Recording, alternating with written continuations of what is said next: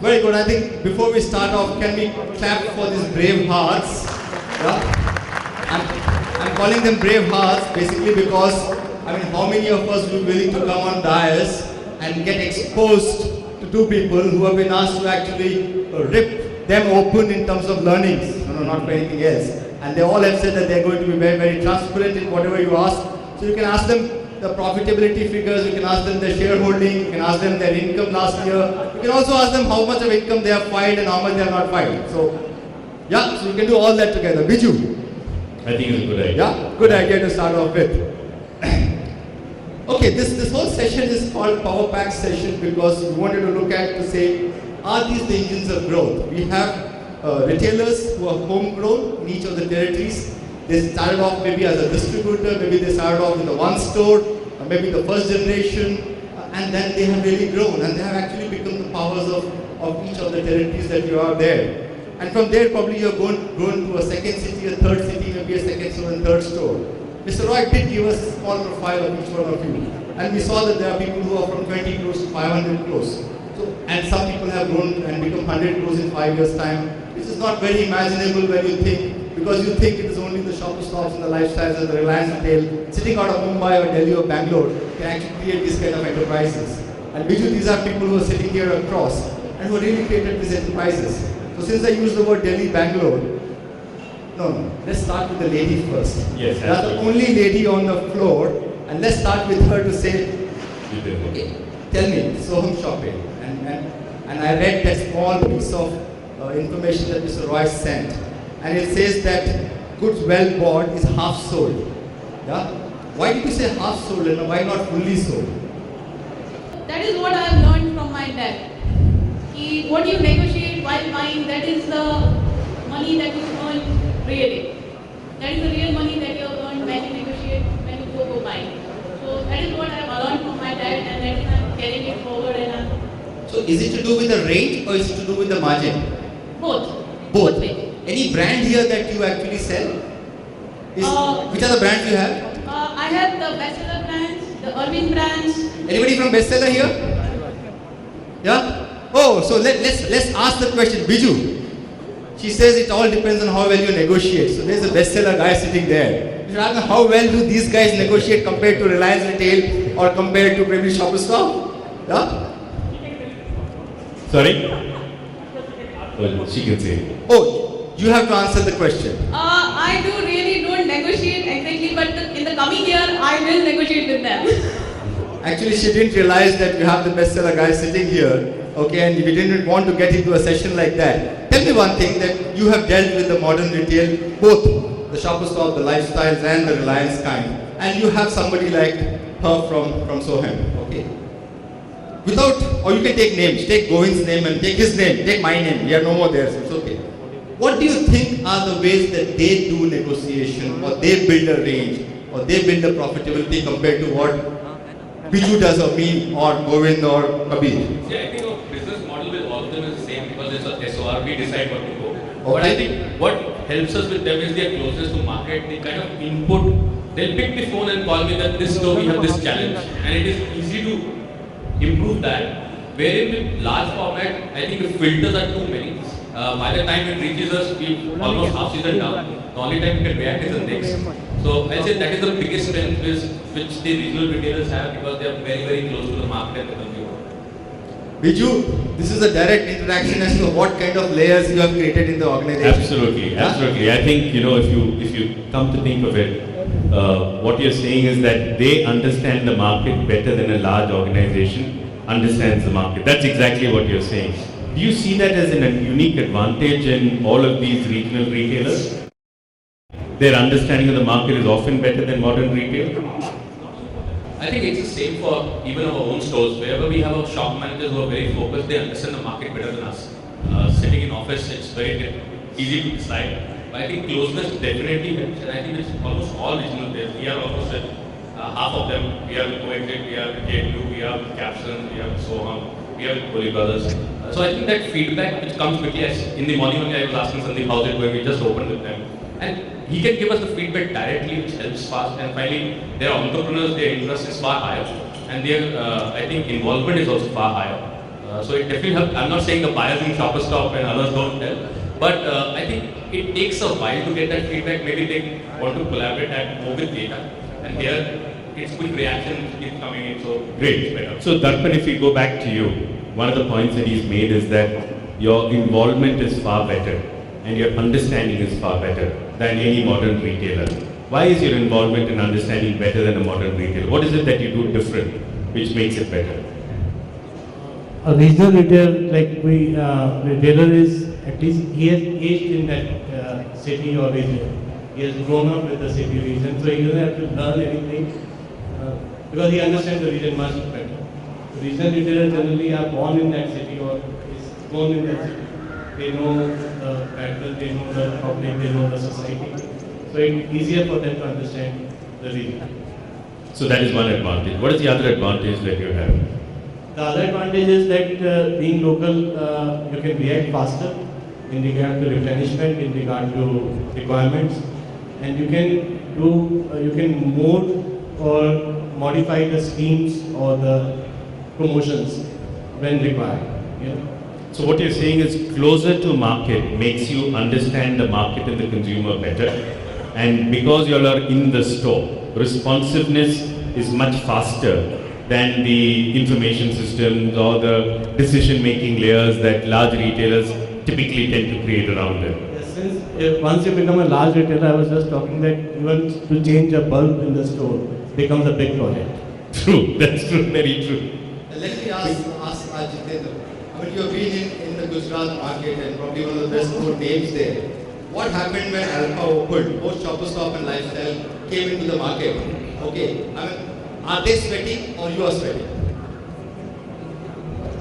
सबसे पहले बात करूंगा जब पेंटम खुला था इन 2001 तब थोड़ा डर हुआ था और काफ़ी कस्टमर भी पेंटम में शिफ्ट हो गए तो पहले 4 से 3 महीना ऐसा लगा हमें कि ये क्या होता है अभी हमें क्या करें after 6 month again come back then we suffer alpha खुला आपकी बात सही है मैं अहमदाबाद का हमारे स्टोर की बात जरा करूँ जो मेन स्टोर है सीजी रोड का इस 95 में स्टार्ट किया था हमने आज भी वो स्टोर डाउन नहीं हुआ अल्फा खुला इसकोन खुला मतलब मैंने पहले बताया कि कस्टमर लॉयल्टी ब्रांड मिक्स हम लोग का ये कहना है कि भाई जब भी नई ब्रांड आती है कस्टमर डिमांड करता है कि हमने लास्ट में 2 साल में टॉमी किया सीटी किया बीइंग ह्यूमन किया जैकेट जोक्स किया तो कस्टमर को लगता है कि जैको भर के ठीक है कि भाई हमारे सब चीज़ को दे रहा है अगर मैं ऐसा रिजेक्ट होता है कि मुझे ये नहीं करना है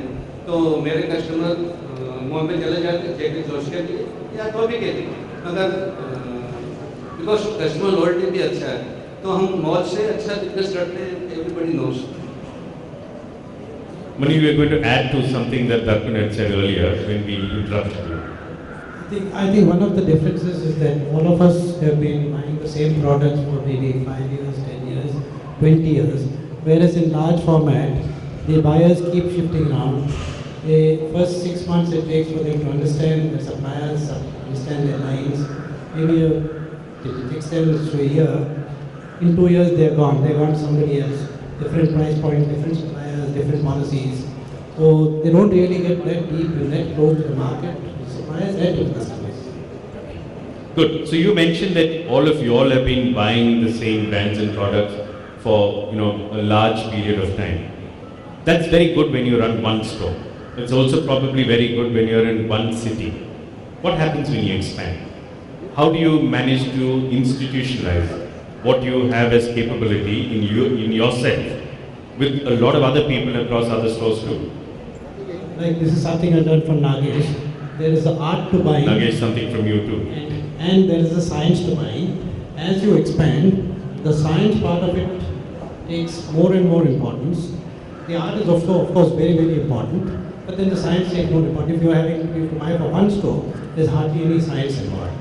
So as you grow, you strengthen your IT, you get proper feedbacks, and you tweak your products according to your IT feedback.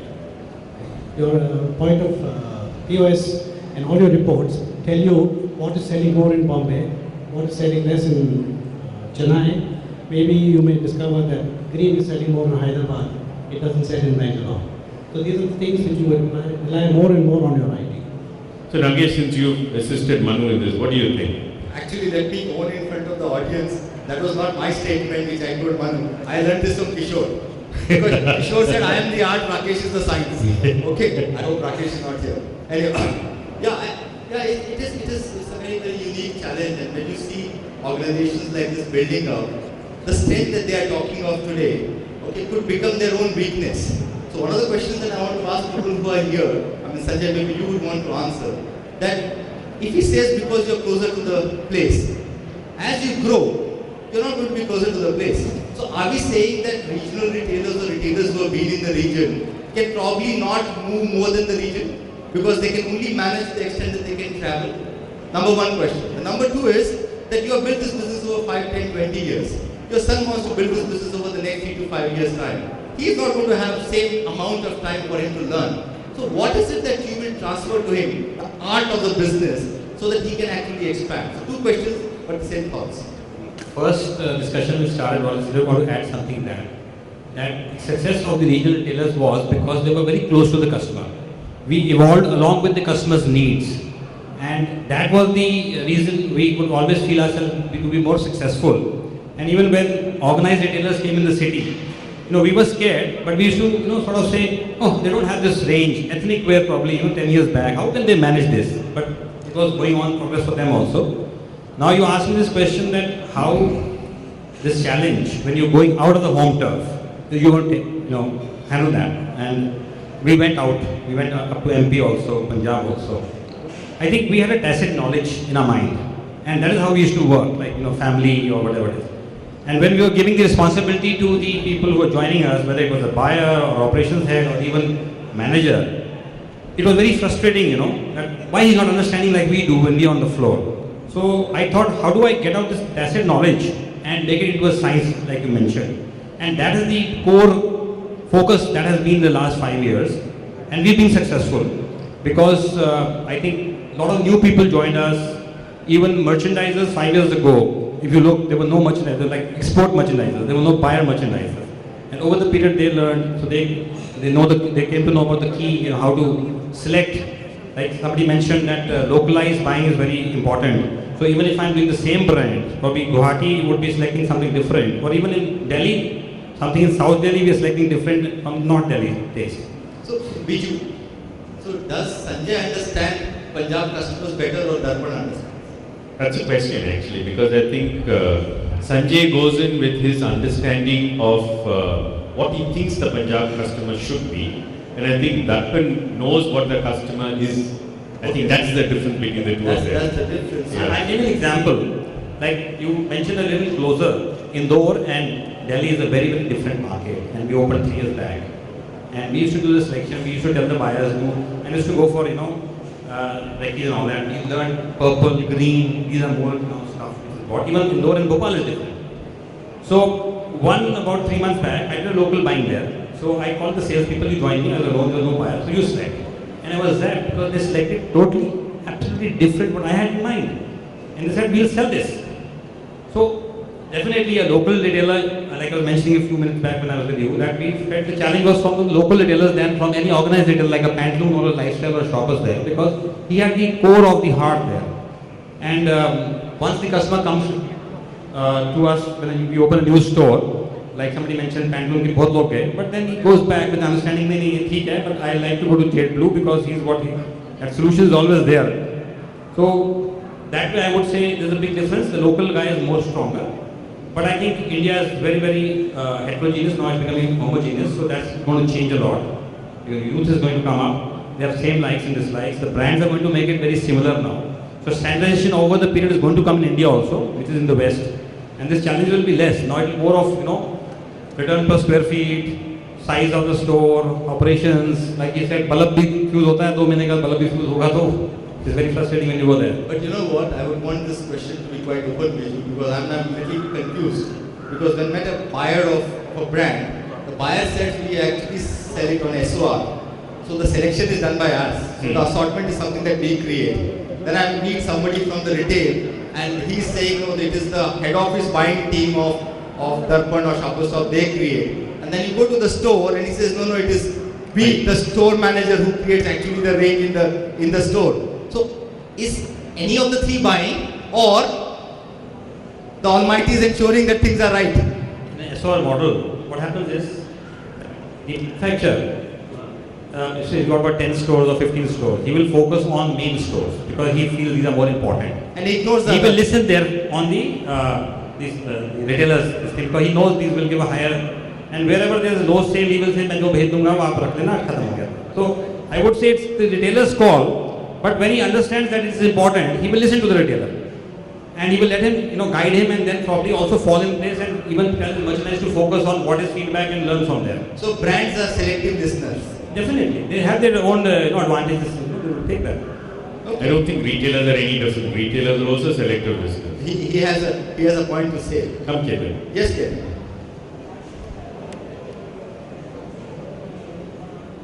See this. Yeah. Hello. Yeah, I'm Ketan from Ian Rao in Bangalore. I just had. Why do you say only Bangalore? Sorry, So you have stores Bangalore in and Chennai. Chennai. Yeah, Okay. Bangalore and Chennai. And growing. So, no, I had a point to add to what he said. From the large, in terms of the buying process, the large format stores typically will buy from head office. Maybe north, south, east, west, one guy, and immaterial of ABC stores. So A stores will get certain merchandise, B will get certain, and C will get certain. I see that there is a big problem with that because we also have some franchisee stores of brands available in our chain as well, within our business as well, and we always see a problem with that because it's basically they make it homogeneous, and it means that even in one city, depending on an area, there may be differences in consumer preferences which are absolutely not taken into consideration. And it's very difficult for them, I can understand, sitting in a head office in Bombay or Bangalore, to understand what is the difference between one location and another location. So it means that whether they like it or not, that store has to get all these merchandise which may or may not be required. And what is actually required will probably sell out faster than they won't get replenished to that extent. So this is where I believe that some of the growing retailers or the smaller regional players are much closer to the market from the closeness to the market perspective. And I think we can make that huge difference between the brands that we work with because we have those people coming in, understanding sale and localizing that to the particular. So Ketan, actually what you're saying is actually a contrast to what Manu said. Manu said that when you have one store, buying is an art. When you have a chain of stores, you balance the art with the science. What you're saying is that when you look at brands and what they do, brands typically tend to treat it more as science and less as art. So where is this optimum balance finding? Because at the one stage you know that the best thing to do is to choose everything yourself. Because it's your money, your risk, you know clearly what you think, and you are afraid to delegate that decision to somebody else who does not have their money in that entire decision. So that is the reason why you would like to buy it yourself. But then on the other hand, you know that the reality is that when you open up a chain of stores, that you buying every brand yourself is not going to happen.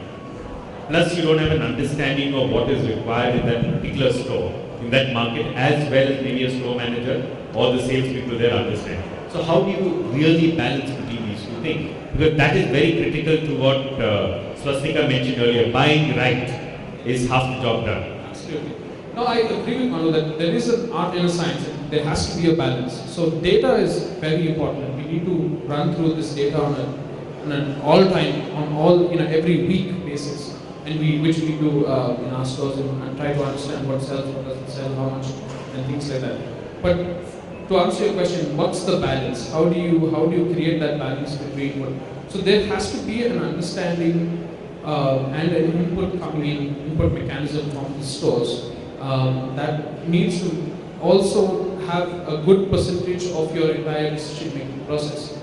That coupled with data, and then of course in the end of it, you also have your gut in terms of your general understanding. That has to be coupled. That maybe is a fine 10%.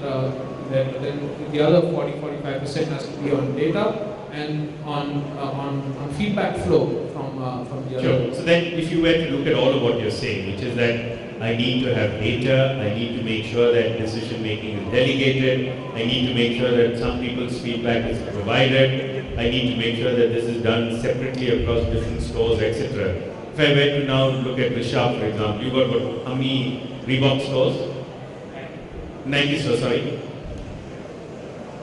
Yeah, so you've got more than a couple of hundred, makes it 200. Okay, sure. So if you have 200 stores, how do you actually do this? The process you follow to be able to create an organization in order to be able to do all of these things. To answer your final question, I think what we end up doing, it's a combination of what all the speakers have really spoken about. It's, I think the challenge is to be able to predict whether this will sell in this locality or this will sell in this part of the country or not. It's much more difficult. So what we follow is within 30 to 45 days. So let me just give it a slightly different start. I think that the decision on what sells, what doesn't sell is something that you might take. But how do you create a structure to deal with these decisions? Which is how do you finally build an organization around the decisions that need to be taken and the process flows that need to happen? Well, it's basically data driven.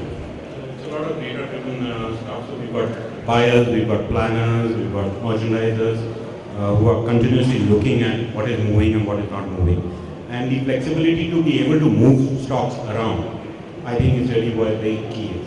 It's very difficult to buy 100% correctly because you want to continue to experiment with this thing. So the challenge really is what do you do once you bought the thing and how do you move that around. And it's basically the people, the organization needs to get those skills. An organization, what are the steps that you normally take to build an organization and to be able to build that people creativity and capability? Because that's exactly what large retailers do.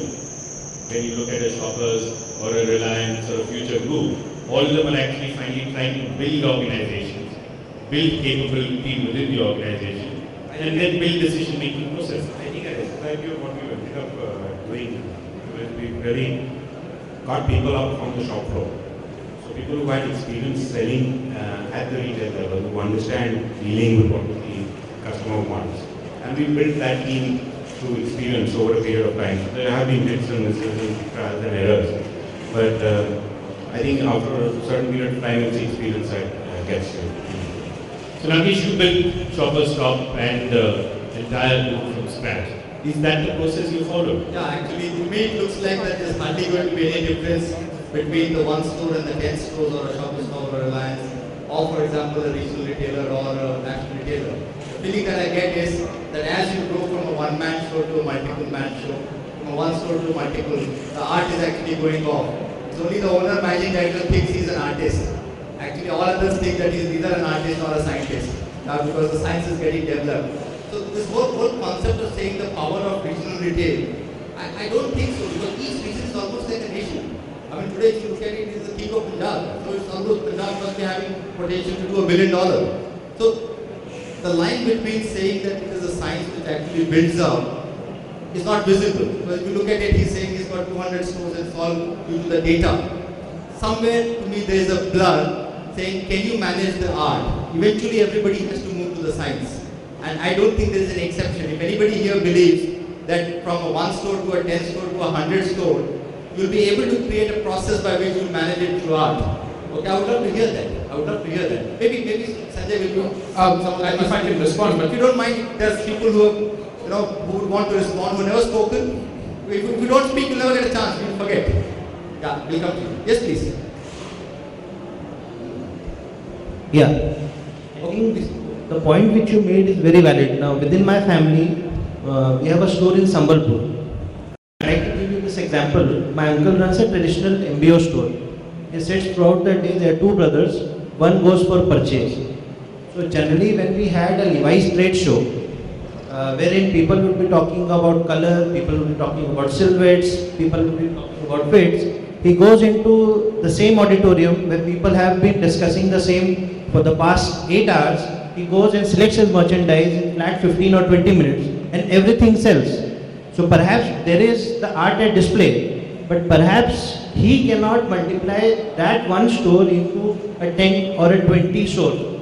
That can only happen once he wants to build an organization. So he recruits a professional buyer, a merchandiser, a visual merchandiser, the entire team. So as you said rightly, it starts with an art, but at the end of the day, the science takes over. Yeah, but there's one more thing to add up what Manu said. So it requires a merchandiser, a buyer, and a category manager, and he joins and leaves after 6 months and goes to another company, and therefore he is no more a continuity factor. And so all the issues that we're facing in the larger retail is something that all of you are going to face. So one of the things we do is there any solution to maintaining the current grade that you have, which is so close and so successful when you become larger? How are you going to do that? Some of you are sitting on the top. Anybody? Yeah, please. I think these national chains, they are like a knowledge house for us. They are educating our customers, they are educating us free of cost.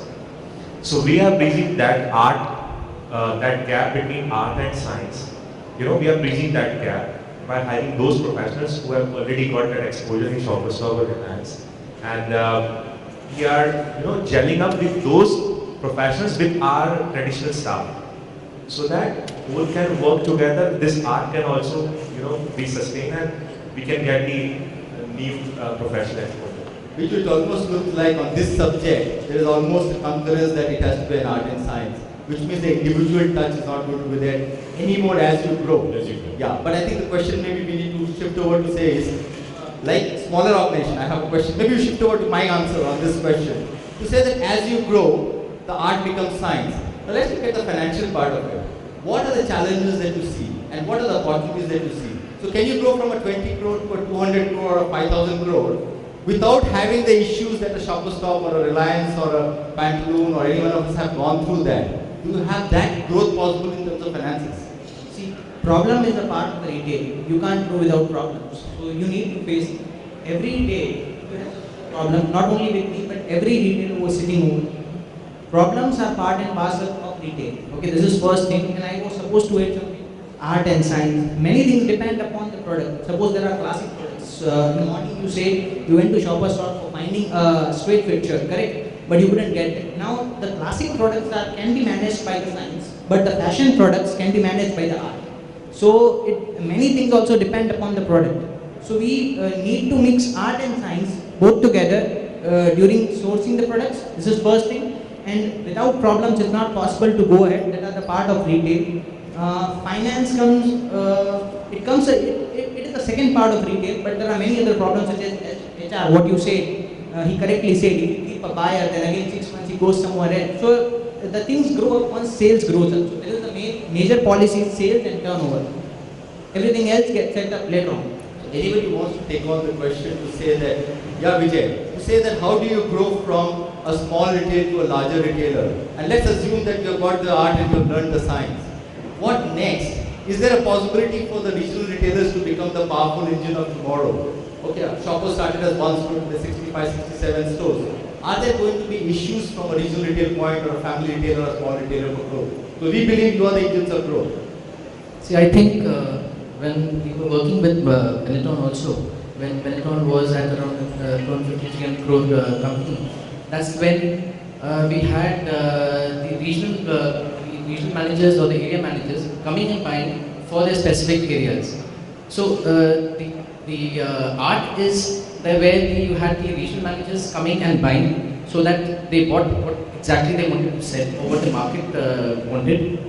And the science behind it was the OTP planning and everything that goes behind which a merchandiser does.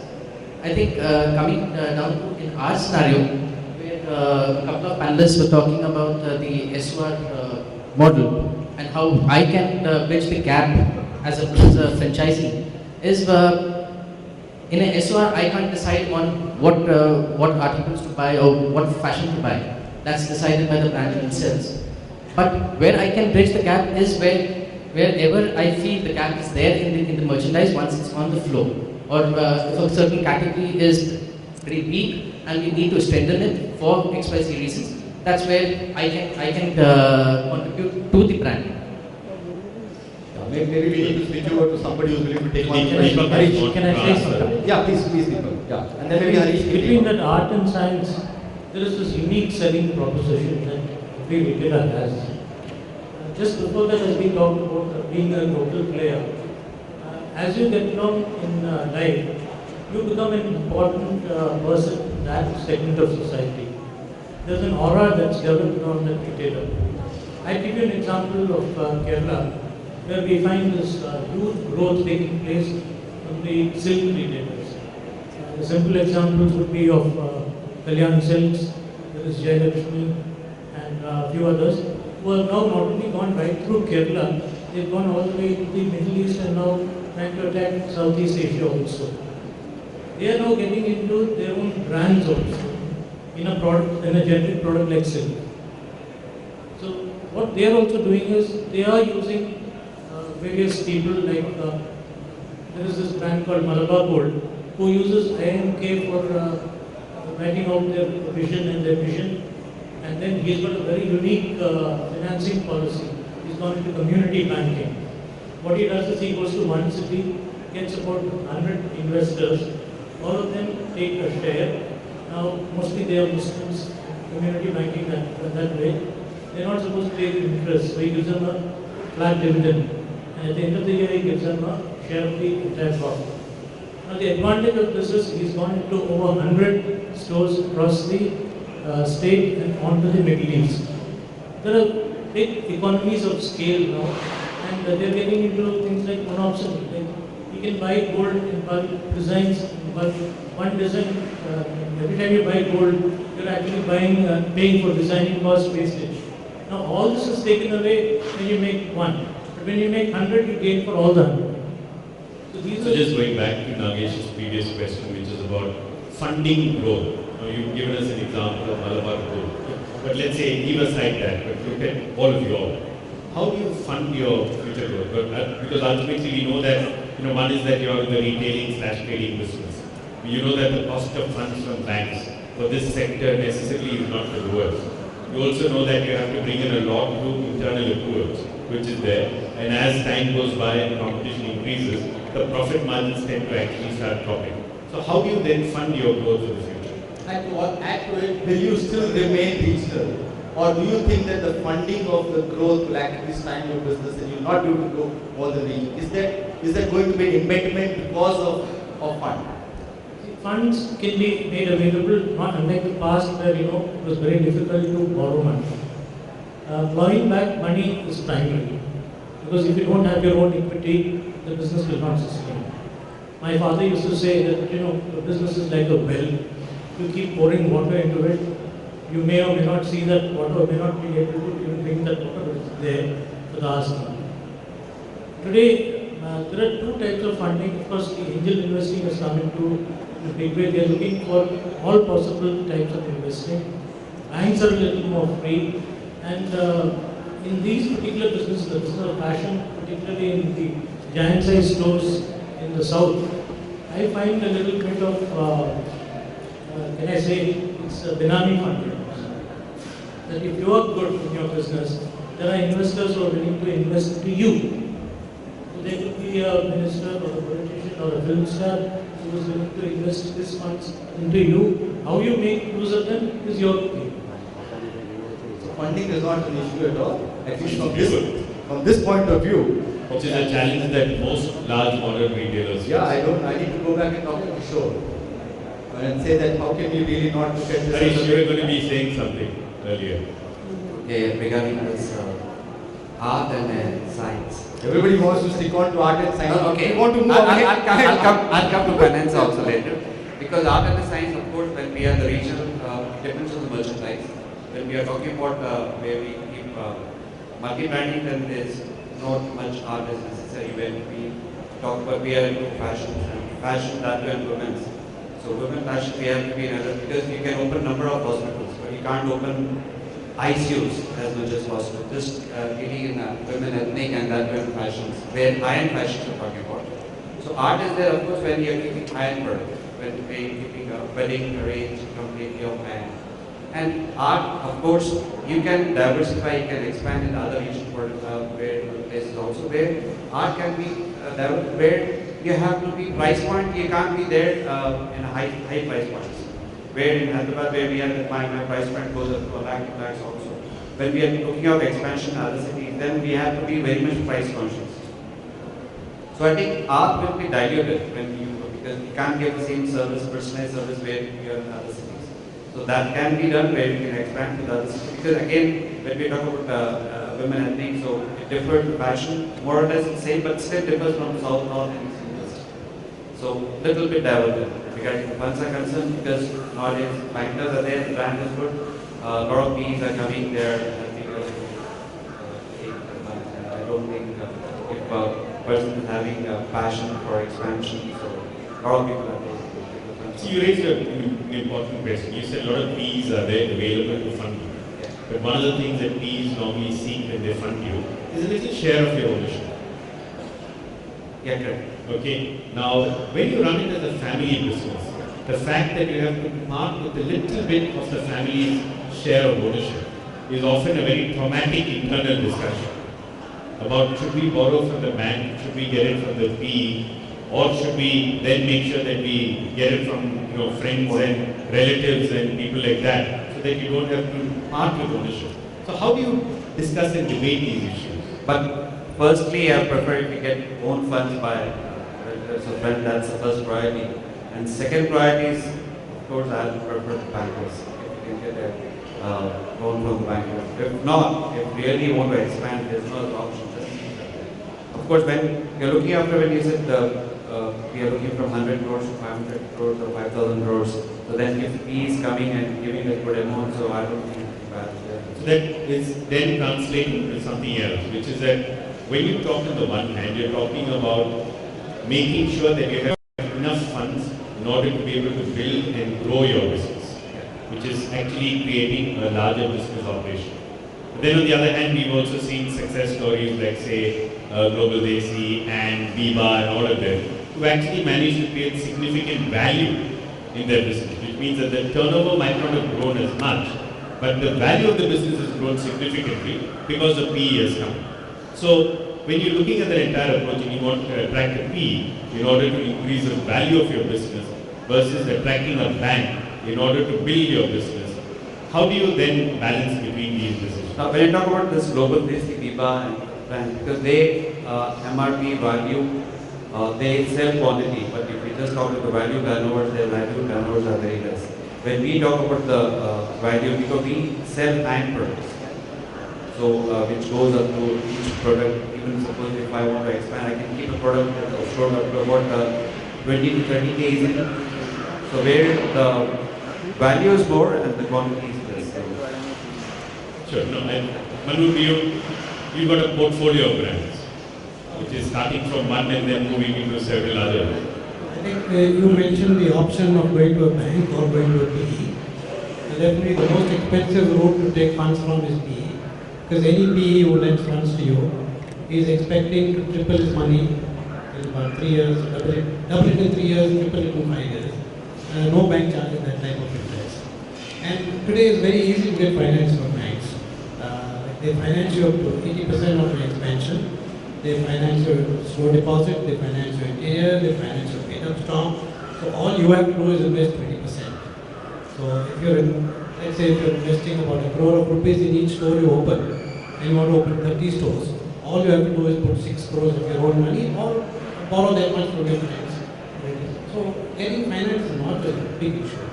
And cheapest way is to borrow from the bank. It's still much cheaper than putting a PE. But aren't you losing out on the valuation game? Yeah, definitely. Would you like to participate in the valuation game where if you did not put, let's say you borrowed it instead from a PE, and if you know that the PE wanted to get a return of 3 times in 5 years, for example, you are also likely to get the same return if you were to do a hackathon. If I get 25% and if he's multiplying his 25% by 5 times in 3 times in 5 years, my 75% is also getting multiplied 3 times. And he makes sure that we do that. He guides us along and makes sure that we reach those benchmarks. Wouldn't that be a good option? Definitely, much better option. Yeah, but he makes you work 25 times. Which we're doing anyway. Yeah, so, but he makes you work 25 times more, so it's more demanding. And I think the whole route of PE scheme is not about their ability to multiply your money. It is your ability to multiply your own money and then their ability to give a higher value for your own money multiplication. I think that to me is the way it actually is. You have to perform. If we come on this side, Sandeep, I like this. What are the engines of growth that you see for your organization as you grow? You are in one region. If you have to grow, what are the engines that are available to you? We are saying that art and science is getting mixed. Money is not a problem. So do you think that we can grow out of one state if you have to become a national player? First of all, do you have an ambition to become a national player? Or you want to be a very, very strong regional player? So tell us about being regional to national, engines of growth, and is there an opportunity or is it more a challenge? Challenge is definitely there, whether you are a regional player or a national player. Personally, I would prefer to just multiply within my region. I feel that I would be able to do a better job, have my peace of mind, and live a quality life that I want. Okay, so you have made 3-4 statements. Being in the region, you have peaceful life. So national players, we have no peace. Yeah? Quality of life? No, it's by choice. Tell us, it's a choice, I agree with you. But tell us, is there also because in the region it's more easy to manage and less complications? I mean, why would you say that? I think everybody wants to go national, become bigger and do that. It's purely because of personal choice, also because of limitation. Personal choice. It's purely because of personal choice. I wish everybody had that kind of feeling, personal choice you want to do. How many of you do not want to grow in life and be very happy and contented with what you are doing now? Raise your hands. Oh, he raised his hand and put it down.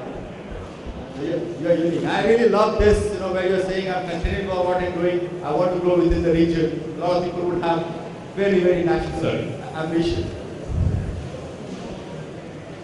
Yeah, he wants to grow also and simply wanted to be contented. All of us want to do the same thing. Mr. Mani also wants to do the same thing. It's just about 100 billion becoming 200 billion. Kalyan, you came the last. So what do you think about it? Sir said right. I want to be a strong regional player than going to a national player. But you're not getting threatened by the Innovate malls and the GBK malls and the Kukatpalli malls and all the players coming into Hyderabad and Andhra Pradesh. But definitely, but my kind of business is different. It's not nothing to do with malls. This family store and sarees, so unique business, nobody competition. And being a national player, I'm very happy to be very strong. It's not opening the stores. It's how the store is going on. See, regional retail players have very less manpower. See, we became a training institute to all the staff. I see all my staff being in big malls and big names, shops, lifestyles and all these things. So, rather opening stores, so many stores, continuing the stores, making it happy and happening. I want to be a very good regional retail player in the 3 southern states. I want to ask Farouk. He's saying we are in the sarees business, in the regional business. There is no competition.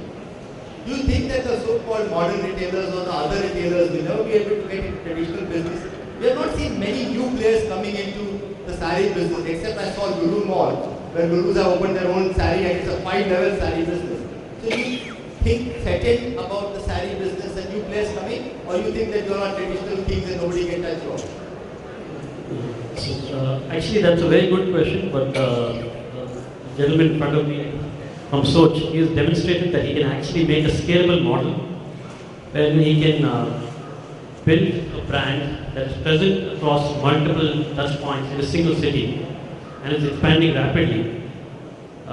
So he's probably, I don't know how many stores he opened, but his ramp up has been very big. So it's very much possible for even the international player to adopt that kind of model, build in processes and have a scalable model. So, and people like us cannot be complacent about our businesses. I'm also aware of a brand, the cases of Mr. Dashnani, who started off with one store in a shopping shop in Shoppers Delhi, and now Darshan is a brand by itself. There are a lot of people who have not raised their hand to speak, and you may forget yours. If you want to contribute, please raise your hands. So, sorry? Tanishq is a model which came from a non-traditional and created a huge And this guy was there when they were all building the plan across. Avnish, you want to add on? What are the engines of growth? Or do you think there's some different engine? Is there a different engine in a regional player? Regional player ka dhak dhak heart is different than a national player ka heart will dhak dhak? No, I'm asking him behind. No, it's not. I personally feel that we should first build capacity.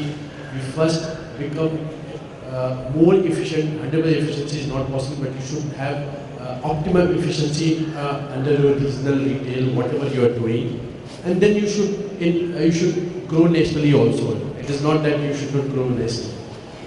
We as a company based out of Pune, first did Pune, then we built capacities and we've increased to Goa, and then we've gone to MP, then we've gone to Gujarat. So we first build capacity. We have done business in certain areas. We have increased efficiency. Once we felt that we have reached to an optimum efficiency, then we have reached to certain different market. Sure. Anybody here gets threatened out of e-commerce because they're going to come from nowhere and they become national and regional together? I mean, the national players are all quite threatened, but nobody will say. They are actually just saying kuch nahi hone wala and they're ruling it out. But what about the regional players? Because they're going to come from nowhere and then start feeding into the market that you have created. So you think you're building capacity and capabilities, but suddenly somebody comes from outside without a store starts taking away your share. See, the market is going to evolve, and you must have to change your strategy time and again. Whenever you feel that there is a new challenges come up, you have to build your new strategy. If e-commerce has come, we have to accept that as a challenge, and we have to find out some strategy to counter it. We can't run away. We have to add technology. We have to do something. We have to work on our own strength. We have to see that what customer feeling, customer service, which we can give, probably they are not able to give. So we have to work on more customer service. So Shamsher, what is your feeling about that? If e-commerce players come into the market? I think both the platforms, e-commerce as well as the brick and mortar, will coexist and will benefit from each other. Just imagine bestsellers selling their online product without the linking road store. The linking road store gives the sort of experience to the consumer. So when he or she goes to online, she is able to relate to that product much more. And also, because of the experience factor, the differentiation has to be in brick and mortar format in terms of offering experience to the consumer. Because when you're talking about convenience of shopping, he or she will get it online. So how you're differentiating your product would be the experiential element. Once that element is there, obviously there will be two sets or few sets of customers who would be buying online, offline as well. So we need to have a particular TG in mind. And if you even say want to profile a customer in Mumbai, what is a customer in Mumbai? One who travels by a local train, or one who roams around in a Land Rover, or the lady who is getting to the bus. All of the three are a customer of Mumbai, and they may choose to shop in a different manner. So I think the market is very big, and the formats would evolve. Like for example, in a place like Orissa, we did something which nobody did even in Mumbai. We opened a store with all international brands only. We didn't have a single national brand. Not that we want to demean it, but we wanted a concept wherein we only wanted to sell international brands, because you had the other traditional retailers selling the same set of brands in the same 3-kilometer stretch. And we have got a wonderful response. Like for Being Human, we are the best selling SIS, and this is a figure by Being Human. We are one of the leading SIS for Sisley. In our store, the sale of Veramota only is more than ethnic wear. And I am not talking that I am from Mumbai or Delhi or Bangalore. We are talking about Bhubaneswar, where half of the people would not have visited it. And people would have thought that Bhubaneswar or Orissa is a market where only mass market product would do well. So I think the market is very big. We need to catch the customer and give what they want. And Shamsher, you did tell that 5 years back you put 5 lakhs of rupees as investment, and today you do a business of 100 crores. So I don't know how many of you can actually imagine that you start with 5 lakhs and do 100 crores, which means that 2,000 crores you require another 45 lakhs. It it's so simple, it would happen so easily. No, because it is unimaginable. So there's so much of passion, so much of things that you have put together to make it to 100 crores.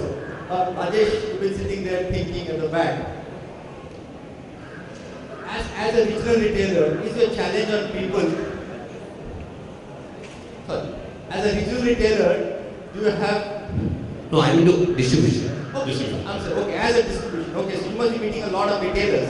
So tell me, do they have any different challenge on people compared to the modern retailers or the so-called national chains? Because I'm told, the local retailers, the regional retailers, they are like a family. They treat their employees more like a family. And it's all like a family business.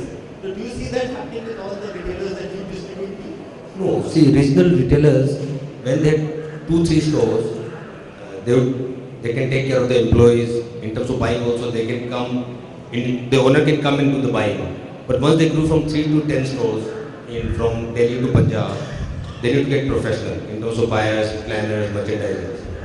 So after you have 10 stores, there is no difference between regional and national retail. They all behave the same. Like you said, art and science. One store you can manage with art, but 10 stores you can't manage without science. Almost beautiful. Nice, good to feel that all of you are like us only.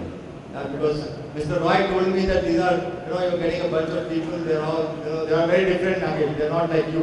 And where is Mr. Roy? But nice to see that. Yes, please. Sorry. Yes. Hi. Number one, I would like to go back to the art and science concept of yours. We're going to write a book. Mr. Roy, please write a book on art and science. Everybody wants to talk on art and science. The propriety lies with Kishore Biyania. Please understand. Nagesh, one more thing. Apart from art and science, you talk about return on investment, profitability. So in terms of ROI, as a distributor, in good times we talk about return on investment.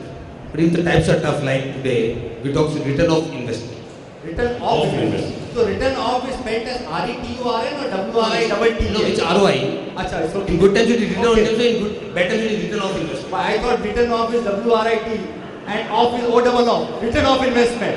No, it's not like that. Sorry, Gurpreet, you were saying something. Yeah.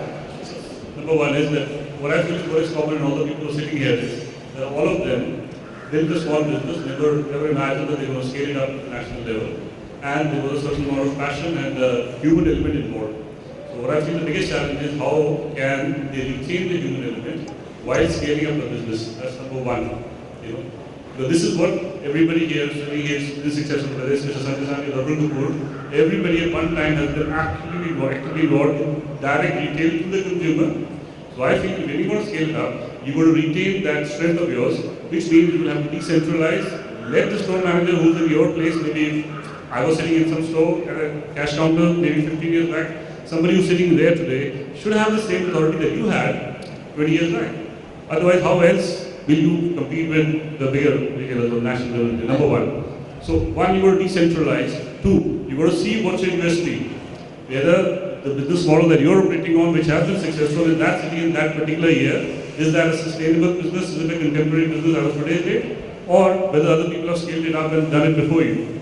So it also depends upon it. Like somebody who's doing sarees, for example. He could be a great retailer in the south, but he'll never be successful in the north because sarees is just not a part of the culture there. So you've got to assess it internally, whether your business model, which has been successful, is it a scalable model? And if you think you want to scale it up, you first have to find a USP of your business model, which is scalable. And yes. I actually caught a very nice word with you. He's talking of empowering. Correct. So whether you are a modern retailer or a professional retailer or a family retailer, how do you empower the next level? And Mayur has not had a chance to speak, and I think Sunny has not had a chance to speak. To hold the mic, Sunny. What do you think about empowerment as a family retailer, as a regional retailer, as you grow? Do you think that empowering, or morning I was talking in the session, letting go, the ability of the family to let go to the next level and then grow the business, is it a possibility or is it a big challenge? It is a possibility nowadays because without letting go, you can't grow yourself. You need to reach the next level, what is their role. But only delegation doesn't make sense. With delegation, there need to be a sense of authority, there need to be a responsibility need to go along with that. And without empowerment, you can't grow yourself. You can't even be a regional retailer, you will be only local retailer selling in some of the few of the streets and some of the areas. Can I ask you a personal question? You are a second generation business? Yeah. Okay. So tell me in truth, Does your dad give you authority and empower you to grow the business? Is he here? No, he's not here. He has tested me and then he has empowered me and now he has given me a responsibility and authority to move it on. He has tested me many times. So even, and it's there, they have worked hard and I would like to tell you something. My dad was doing a business of hawker. Okay, so they have done very hard work. So many a times they also think that it's a huge responsibility that they put on yourself. Okay, so they test it many times, but that's okay. Just hold on. We'll do a small raise of hands. How many of you here are first-time entrepreneurs? Raise your hands. First generation. First generation entrepreneurs. Okay. I want to ask you this question. Have you empowered your second generation? Keep your hand in your heart and say, have you really empowered your second generation and let go?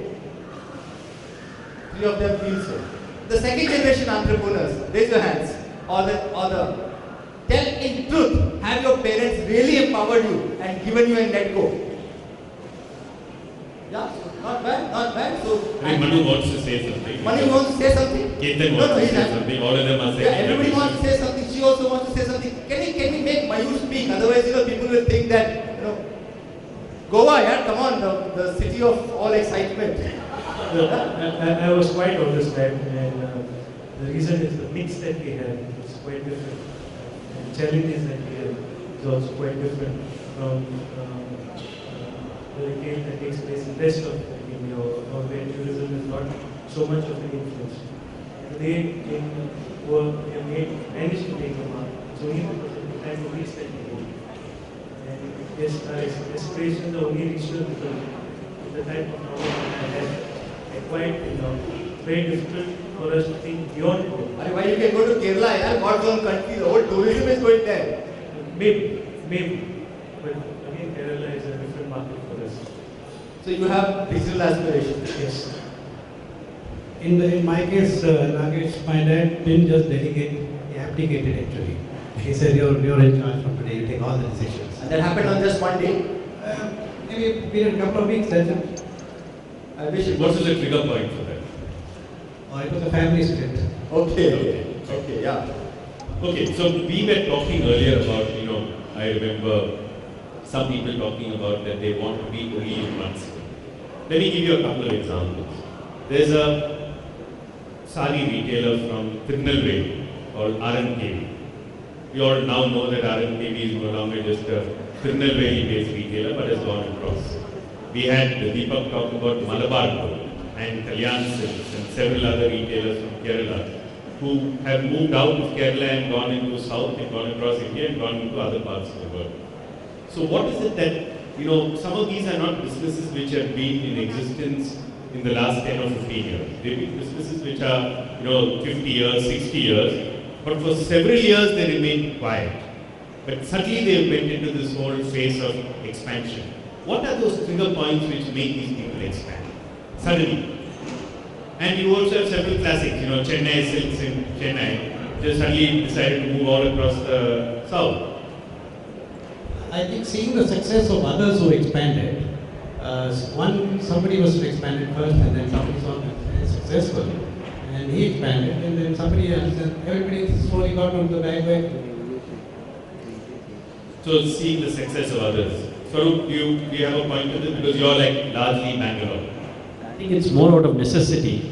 Let's say today to reach out to a professional customer. Maybe traditional high streets may not give you the same kind of access. Problems due to parking or so to reach the next generation customer, it's not a choice. It is a necessity to do. In my conversation with several of these large family retailers, they say that we expand because we see, exactly as you said, which is that if others have done it, and I've seen this in the case of jewelry, for example, when we started Tanishq, after starting Tanishq and then rolling out it as a national chain, suddenly we found a lot of city retailers beginning to start expanding. Because they said that here is a company which never had any knowledge of jewelry, has suddenly decided to build a business successfully across several cities. What is it that we can't do? So one is that understanding that they also have the capability. In some cases they say that, we are getting the second generation into the business. And because we are getting the second generation into the business, we need to expand because otherwise there is not enough space for everybody to be operating in one store. So that is the second. Thirdly, I've seen is because of the fact that family is split. And when family is split, both the brothers know exactly the same business. So both of them branch out on their own, and they might have some loose understanding that you will call yourself favorite shop, you will call yourself FS shop or something like that. Sorry to use your brand name, but something like that. But then you'll end up actually expanding because the family is actually split. So there are several such reasons which actually make expansion of a requirement. Sometimes it's not just a choice, but it is something which is driven. You're driven into expansion because of these reasons. So what are the big things which actually trigger expansion in your business? I think one more thing is that a long time back, let's say 30, 40 years back, you could have one shop in Commercial Street and 3 families could live out in one shop. No more. The expenses have gone up so high that you just need more income.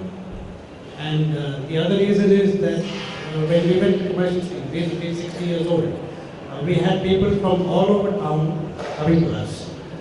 Now because of parking problems, because of traffic congestion, the person from Jayanagar who used to reach Commercial Street in 10 minutes now takes 40 minutes. He doesn't come to Commercial Street anymore. So if you want to retain that customer, you have to go to Jayanagar. That's one more reason we have expanded. So, Deepak, any views that you have? In the years, certain markets were the final destinations for certain types of shopping. Like if somebody wanted to go for wedding shopping, let's take the case of Kerala for example, or let's take Chennai. That one street in Chennai, Manigalpa. Yeah, Manigalpa. That used to be the destination for a radius of almost 180 kilometers. Likewise, Ernakulam used to be the final point for the whole of Kerala. The individual towns or cities, like we were talking this afternoon about tier 1, tier 2, tier 3 and so on. For example, Kerala has now become a never-ending city. There is no real urban-rural divide. So every 10 kilometers is actually become a shopping suburb. So if you have done all the hard work, creating or bringing in a brand. In our case, for example, we opened our first raiment shop in the year 1986. I still remember nobody used to wear trousers in Kerala. So that to Bollywood trousers and woolen trousers to be sold in that market was a huge effort. We did a sale of about 50 lakhs in the first year. In 5 years, the sale went up to almost 1 crore. Then what happened is we had to expand. Now I find that in the same city I have 5 stores. And having created that name, I don't want to let go that I am the raiment guy around that. So that's one instinct. The other thing is the final destination again. Now, if Jayalakshmi or let's say Srimati is the big silk guy in Kerala, he wants to keep on expanding till the hill that he is the biggest outlet. Or he'll have to go to the customer. That's how the bigger ones have been going across and expanding. Ketan, you had some point earlier about expansion. Before that, I was just wanting to ask, by any chance, the Lungi dance is a Kerala promotion? No, not at all. No, because maybe wanting to bring back Lungi in a big way, they must have said Shah Rukh Khan do a Lungi dance, so everybody Lungi dance in Kerala started long back because we have beverages ahead of Lungi. Oh, okay. Sorry, please go ahead. Yeah. No, I'll respond to 2 things that were mentioned. One is with regards to the second, third generation and handing go of the power, which is capability of take decisions. So we are a 90-year-old company, and third generation. So if we started growing and multiplying, we were 1 store for countless years. And maybe about 6 years or 7 years ago, we started opening new stores. So yes, it was markets which grew, and a format that we had then set up, which was right. We thought it's the right time to replicate. So that was one of the decisions. And then of course there's new blood coming in. Cousin came to business, I came to business, and hence there was need for us to say, okay, there is market and there is potential, and we have a concept that we can take it forward, and hence that we can then that's when we started growing. So that was the inflection point to answer the first question. Second question was, do you have the right capability from the older generation to the younger generation to actually make the decisions?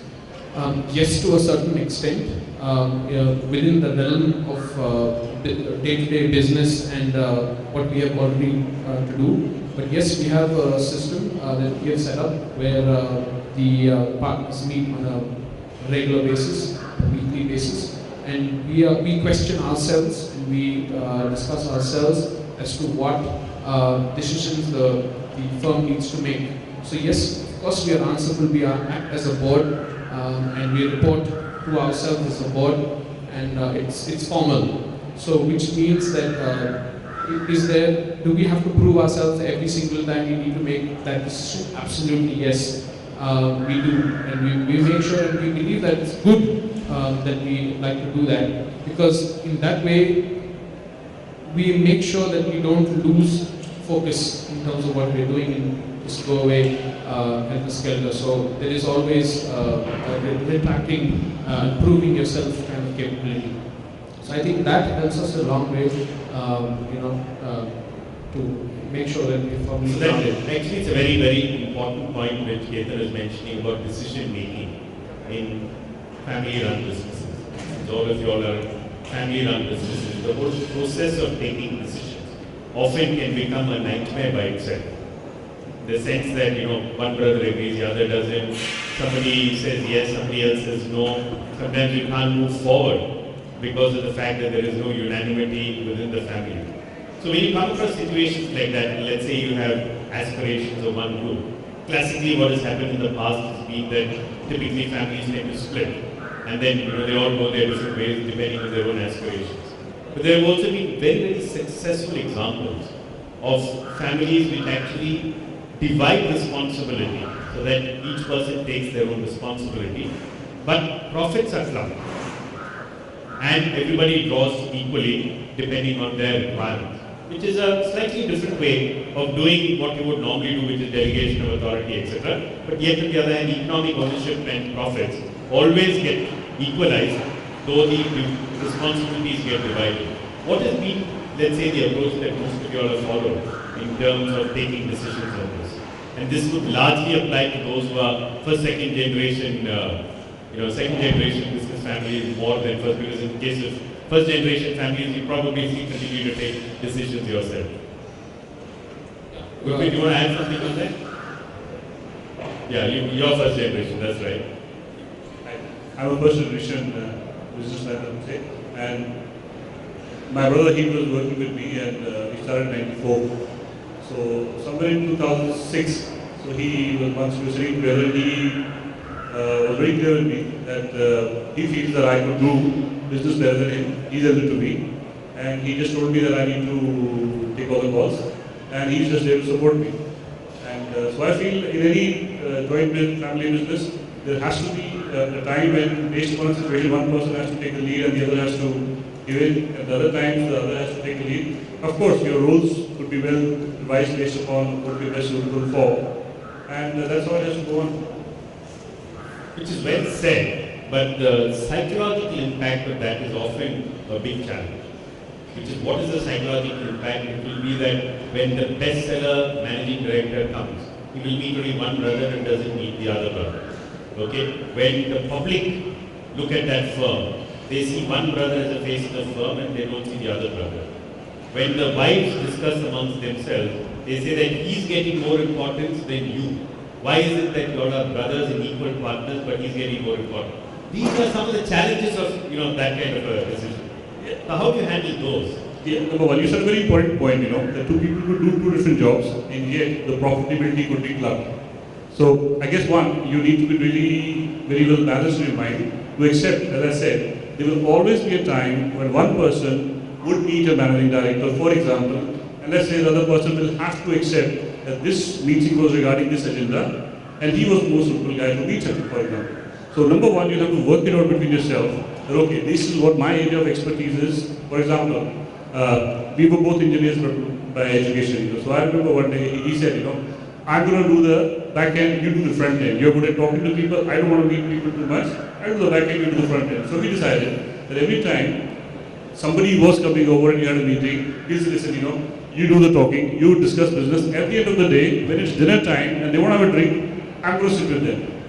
So absolutely, there was clear transparency. You need to be very honest with each other, and there has to be that trust that meeting somebody for a meeting is nothing big about it. So you cannot involve ego in your business. You've got to be very calm and you've got to be very understanding towards both people. I mean, there will be some days when one person will say, I want to take off for a couple of weeks or maybe 6 months. The other person will say, okay, fine, I'm going to fill in for you and I'm going to do the extra bit. And so today he's a writer. He writes a book. And maybe tomorrow I want to take off and I say, listen, I want to do your break and you take care of the business. I guess that's how it has to be. Usually I think we have come to a stage where the organizers tell me we just have about 5-7 minutes. You need to speak. Yeah, you're not spoken. Please give the. Yeah. Yeah. I'll answer your question. In the family, everybody means they are all together on a whole day. They are together. They take a lunch together. So it is a mutual understanding rather than what you say. Okay. And it is a kind of, if you look at the other side of the coin, it is a positive point that they are together. They understand. It is a mutual understanding and it is undiscussed. So like kind of say, I can say I am a postman on behalf of my family to be sitting here. As simple as that. So it is not as strong as what you are saying. It is the other side of a coin. That's it. Remember you said you are a postman. On behalf of them. Yeah, but you remember if a general manager of a company is sent and saying that you are the postman on behalf of the managing director, that guy will not like it. But anyhow, I think it's real humility that you mentioned that families work together. We need to close the session, so we have another 5-7 minutes. I think the audience has seen a large number of entrepreneurs, regional retailers. The audience has 1 or 2 or 3 questions that we can take on. Be brief, ask a question because this audience can probably give you some answers. Anybody has a question, please raise your hand. We'll bring the mic to you.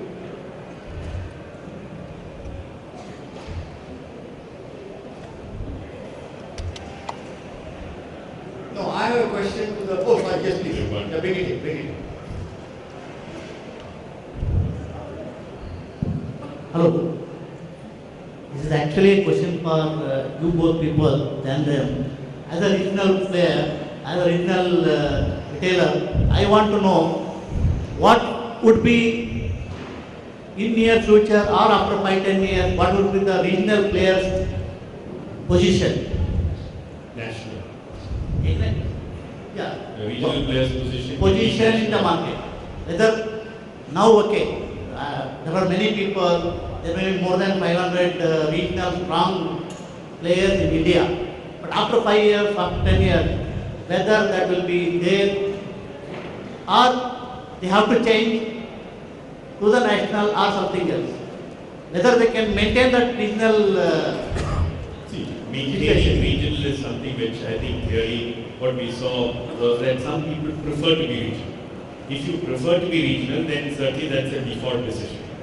Some people are regional currently in terms of operations, but want to go national. And there are many successful examples of regional players who have gone national. So that's the second part of it.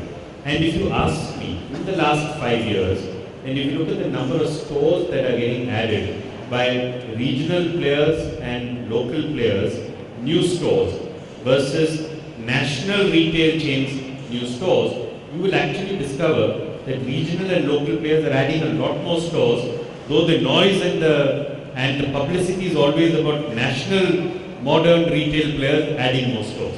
So the reality is that regional players, I think, are as good if not better than national players. Earlier, funds used to handicap them, but today, as we heard, funds no longer are a handicap for regional players. And thirdly, I think they are building people capability, they're building organizations, and they've got 2 and 3 generations of the business families within in order to be able to carry out expansion. That is helping a lot of them to be able to expand. Innovative models. Viju, I think the question that he was trying to ask is, can regional players sustain themselves as regional players in 5 years' time, or will they start diminishing because of the might of national players? I have a thought on this. I believe that regional players will develop in 2 ways. One is a regional player who has got very strong distribution strength. And when I say distribution, I'm not talking distributor kind of distribution, but somebody who's got reach. So for example, maybe Capsules has 300 stores in Punjab, and there is no way any brand, any company can enter Punjab without capsules. So that's the distribution strength. I think that's the way one will happen. Alternatively, you'll find regional players who are product players. So it could be the Kalyan sales, or it could be where you can do what you want, but you can't meet the product strength. That's the way I see actually the regional players growing. On the larger perspective, I believe the regional players will start seeing either consolidations, or you'll actually see mergers and acquisitions of regional players. Because it is one India, we actually don't see. But I'm saying that tomorrow you can have a national player who has a shareholding pattern with a regional player. This is almost like saying Hudson's of Canada has bought Saks in US. Nobody thought that Saks can be bought from a different country. But India is like a huge continent. So I'm actually seeing growth happening, not necessarily by people getting into PE mode, because you would have built such a strong value. And there's no way a national player can build that value within the region. So to me, the value for your business will be much more in the hands of a national player than a PE player. So some of you may actually develop a strategy to say, I don't want to go to a PE, I'm going to build such a large format, such a large penetration into this region that tomorrow nobody can enter this region without PE. And I think this is almost becoming eminent. Because you look at it, maybe you started with Tommy and now the Tommy and the best seller, everybody has to come to you. So I feel that that's the way the probably regional players will grow, because there are national players and there is the e-commerce play, which is actually going to have some serious impact. That's the way I believe. Anybody else has a question? Yeah, now the hands are coming up. Yeah. Keep the mic there also. Hi, Nagesh. Considering this, do we see national player like Shoppers Stop leveraging capabilities of a regional player, or I may say Darpan Kapoor running a Shoppers Stop at Chandigarh tomorrow?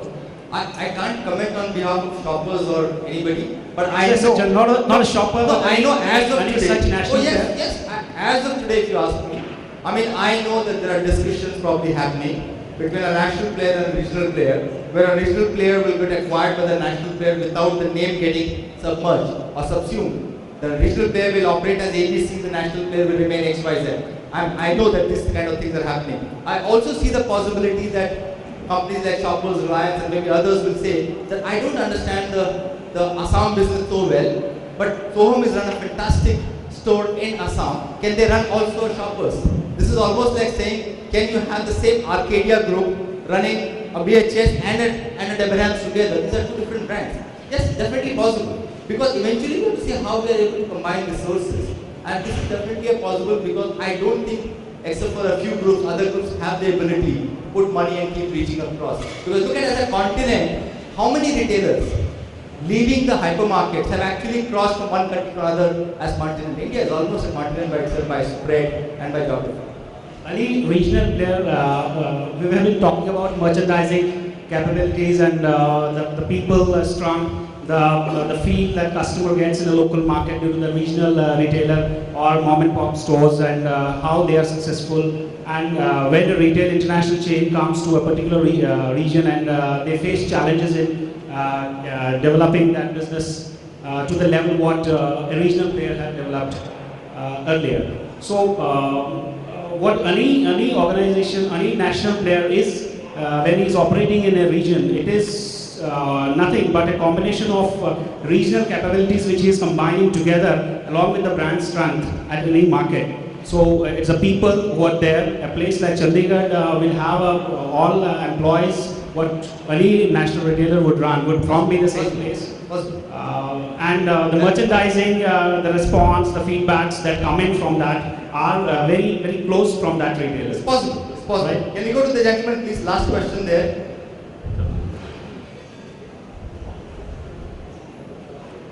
Keep your questions short, don't mind. Some more hands being raised. Yeah. My name is Rohit Agarwal. I represent Snapdeal.com. I just want to understand as in how many of you are interested in expanding your regional business to a national level without having an incremental investment effort that would be by the offline channel. If you could just prefer the online channel to move from a regional level. Is that a question or is it an offer? If it is an offer, both of us charge 2.5% each. It's a poll. It's a poll. It's a poll. So you have to raise your hand and say how many of you want to be national players. Operating with Snapdeal as a partner. Almost 90% of that. Okay. They all want to be national players, but they want to compete with Snapdeal. You can work with Snapdeal to become national player. And always help them.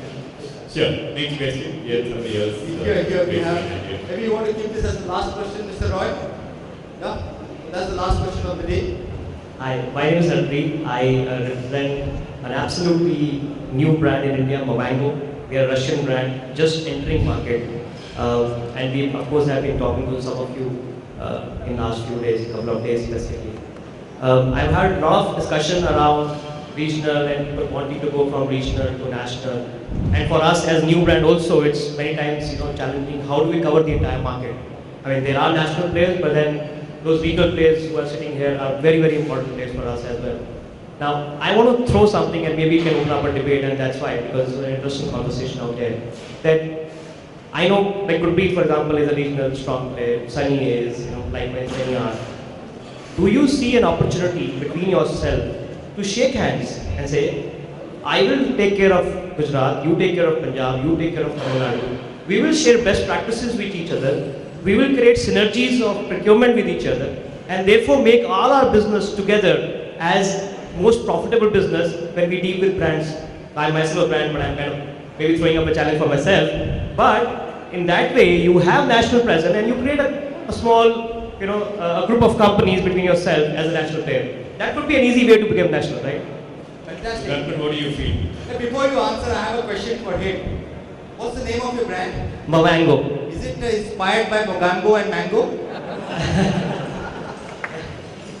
sorry, because I thought that Mogambo, Kushua, and then Mango, and then this is Mobango, and wonderful name. Yeah, please go ahead.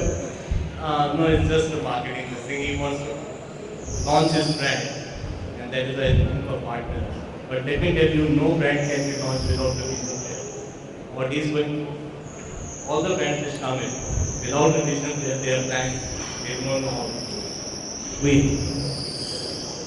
So I think his point is that, say for example, between you and the others sitting here, if you all cooperate with each other and create a platform wherein you all negotiate jointly with all brands so that you get the best margins.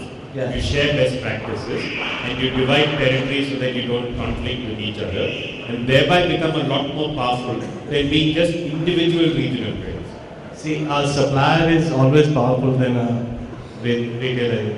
A brand, the guy who is holding. Once you ally with yourself, amongst yourself, with other retailers, then as a body you can become more powerful than any supplier. So that was his point. Is there an opportunity to do so? It's a good idea if it happens, but quite difficult to put into practice. But he doesn't realize that today he can get into your shop at 35%. Yeah. If you get together at 45, you won't get it. Don't do all this, yeah. Come on. No, that's very, very good point. I think that's the best way for us to increase our margins. Collaborate, bargain together, use our collective muscle power, which is quite a bit. So sorry if I can say, just some time back we were talking about a similar thing, and once maybe 6 months ago as well, from the menswear retailers, ready-made fabric tailoring people, there are a certain set of retailers such as us, J2, and several others in the country, and we've been talking about building this capability within tailoring, within people, within being able to get the right kind of merchandise and all of that into the thing. So creating a platform like how gentlemen suggested, I think is a wonderful way. We're just trying to see, just talking about it a few hours ago outside, how we can actually do that. Because I think it's a wonderful opportunity. So let me conclude by saying, Mr. Roy, I think this would be a very, very beautiful article to go forward. That if regional players have to be the engine of growth, what's coming up is collaborate and cooperate. Thus, if collaborate and cooperation model can be created, thanks to thanks to Mobango, okay, then maybe you can actually create a wonderful model there. Ladies and gentlemen, we are closing the session. Thank you very much to all our panelists. Probably this is the largest number of people you ever got on the stage together. I wish we could have given more time to each one of you. And from Biju and myself, we are signing off. Thank you very much. Thank you.